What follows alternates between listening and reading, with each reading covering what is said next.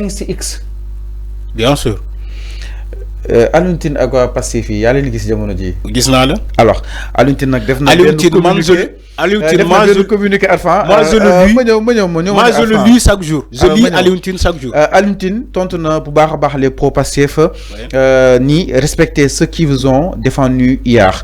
alors Alioune Tine nag dafa daal di taxaw pour ñu daal libérer ki nga xam ne que moo di Abdou Nguer si mbiru yoon ak wàllu yoonal waaye itam ñu daal di wàññi convocation yi nga xam ni itam mi commencé daal di bëri loolu ba daal si yegg ki nga xam ne que moo di Alioune Tine Afrique Jom Sant mu daal jot ay attaque si ay page yu koy gën a fasantiku ginnaaw nag moom daal leen bloqué ba sonn si blocage bi mu daal di feindre benn li nga xam ne que moo di justement texte jàpp ni les patriotes ayez du respect pour les leaders des organisations des droits humains qui hier ont défendu vos leaders et vous ont défendu pendant les périodes où vous étiez victime de la force de la puissance et l'arbitraire de l'État jàpp nañ nag si jamono yi ki nga xam ne que moo di Macky Sall moom Alioune Tine nag taxaw na bu baax a baax waa Pastef jëm si jafe-jafe yi nga xam ni itam Macky Sall doon leen ko daal leen teg saa su nekk mi ngi rappeler aussi les membres de Pastef que ni désormais ñoo nekk si pouvoir bi waaye bu ñu jël benn yoon doole googu jàppee ko seenu moomeel la ñu daal di adapté par rapport ak exercice bi mu daal di woote que ni faaw ñu daal di am benn gouvernance bu soft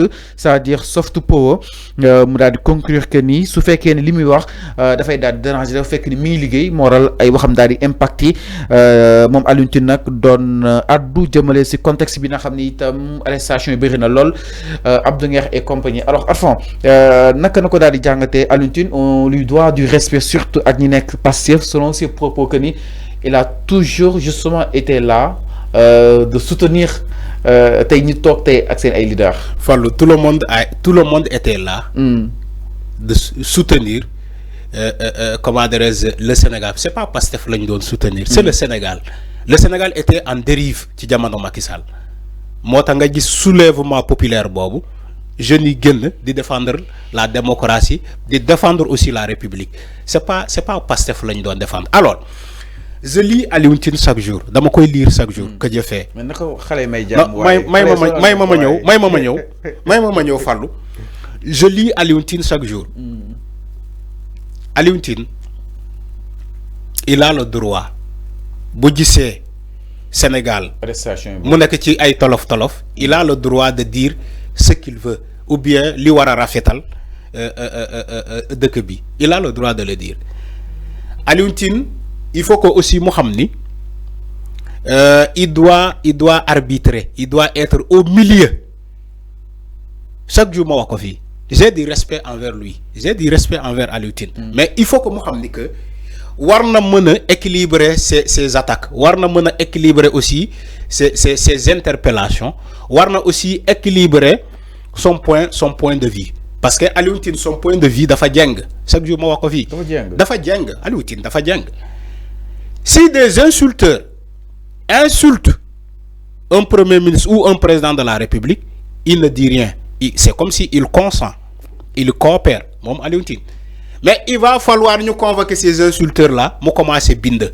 là où j'ai dit que Alioune Tine franchement bu fekkee yow sa posture bii ngay doxalee mooy maanaam bu ñu waxalee état wala bu ñu saagay ak ay kilifa yu nekk ci biir état yow doo wax bu ñu leen convoquer saagakat yooyu yow nga génn di wax c'est là où j'ai dit je ne suis pas d'accord avec Alioune Tine il va falloir que mu revoir sa copie.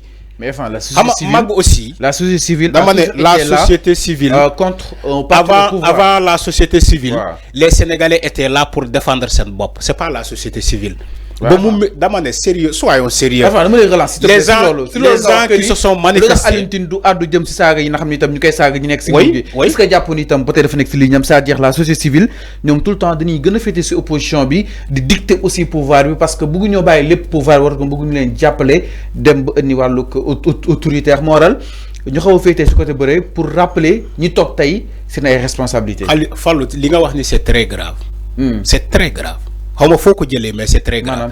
Quand il dit que waaw ma ñëw quand il dit que c'est normal aussi la société civile ci opposition bi. parce que c'est la société civile en fait. non dama ne. la société civile doit agir dans le sens de l'intérêt commun C'est ça la mission de la société civile. Dans le sens de l'intérêt commun. Dans le sens de l'intérêt commun. Non. C'est une responsabilité. C'est une promesse. Mais en réalité, la société civile ne doit pas militer. Non, dans un parti. Non, tu as dans toute opposition. Opposition. Pas opposition. C'est la lem yo ya ko wax. Sénégalais dégg nañu la bi ngay wax. Aliou Tine war na féetoo ci côté opposition bi. Moo tax ma ne la bu ko defee il a failli à sa mission. Aliou Tine bu féetoo ci côté opposition bi il a failli à sa mission. Foofu laa koy interpeller chaque fois ma ne ko Aliou Tine yow sa intervention yi dafa jeng. Quand tu es aujourd'hui dans la société civile, il faut savoir aussi être au milieu et arbitrer les deux parties. Maintenant, Aliou Tine, comme je l'ai dit, si nous sagay Ousmane Sonko, il n'agit pas. Si nous sagay Diomaye, il n'agit pas. Si nous tignalé ay ministre wala ay directeur wala ñi nek ci au pouvoir, Aliou Tine, il croise les bras. Maintenant, il suffit que nous interpellions ñooñu ci kanam yoon, mu commencer bind wala di ci wax. Mané ko mais c'est pas sérieux ce qu'il fait. J'ai du respect envers lui, Aliou Tine, mais ce qu'il fait, c'est pas sérieux. Il faut accepter ni ce qu'il fait, c'est pas sérieux. Peut-être day fatali Ousmane Sonko ak Diomaye. Sen jamono Aliou Tine gënuñu xeex. Dama ne société civile. Ni Macky Sall doon def. Soyons sérieux rek. Dama ne société civile gënuñu xeex man ñun. Yow da nga société civile lan la xeex fi lu Sénégalais xeexul? Non, soyons sérieux quand même. Sénégalais ñoo jël ay xeer taxaw jañoo ak alkaati di xeex ba ñu am ay ñuy faato. La société civile lan la wax lan la def? Lakatu ci ginaaw ay écrit ay bind nga may na non Aliou Tine a soutenu tel ou tel autre. Soyons sérieux. C'est les Sénégalais qui ont défendu cette démocratie qui jamono Macky Sall ba ñu am sen pouvoir. C'est pas Aliou Tine et la société civile. On sentait même pas cette société civile là en 2021, 2022, 2023. Sénégal ba mu nek ci goute ba ay Sénégalais di faatu. Ba ay Sénégalais di len japp ci kasso yi où était Aliou Tine après daf may ne waaw da doon bind mom ño xamantene Macky Sall dafa tëjoon sen jémen pa yoyu yëpp Macky Sall dafa tëjoon sen jémen pa yoyu yëpp waaye soyons sérieux xana tay la neex. Il faut pas me dire que ouais, je vous ai défendu le projet PASTEF, man Aliou Tine, non, soyons Aliou Tine, toi aussi, soyons sérieux. Le problème, il ne s'agit pas de dire que j'ai défendu telle autre personne. Le problème, tu sais pourquoi? C'est quoi le problème? Défendre la démocratie. Et la démocratie voudrait aujourd'hui dire c'est la balance des deux côtés. La mission de la société civile, c'est pas du fait du côté opposition, c'est d'arbitrer.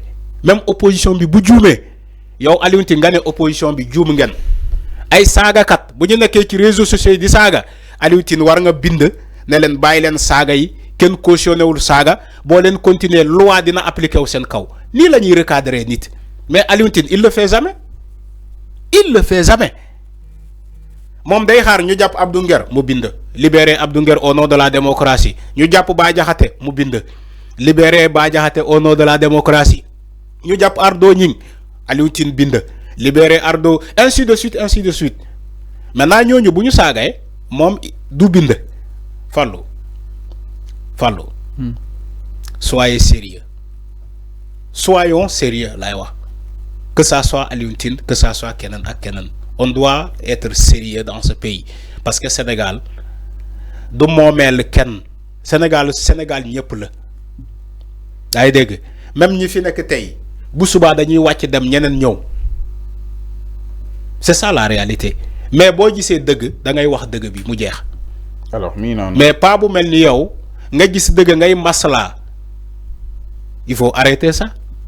Alors mi non leer na par rapport ak justement la sortie justement d'Aliou Tine borom Afrique Jom Center moom itam mi daal di sàkku ci libération bu ki nga xam ne que moo di Abdou Nguer naka noonu itam loolu moo daal di créer benn ko boucan moom ak li nga xam ne que moo di ndaw Pastef yi ci réseau yi moom itam mi daal di woote à ce que pour daal di koy respecter jox ko li nga xam ne que moo di Cheikh jàpp na ni il a été toujours là par rapport ak combat yi nga xam ni itam moom la askan wi daal di xaaree je pense que ni Arfan dafa doo nekk di alerter doo nekk seen rôle di alerter waat encore une fois parce que xam na opposition bi amuñu leen alerter pouvoir bi moom leen alerter parce que ñoom leen daal di dénk te kuñ dénk nag war a mën a wax si yow je parlais dans ce sens parce que opposition bi dénkuñu leen dara pouvoir bi leen dénk te kuñ dénk war a mën a wax si yow concrètement waaw léegi opposition bi ku jum ci opposition bi il faut nga déglu Arfan suñu waxtaan c'est ce que xam nga fan ki fan la bëgg a poser question c'est-à-dire jël nga sama question waaw parce que sa question moo leerul bàyyi naa la expliquer Arfan parce que sa question waaw d'accord parce que sa question moo leerul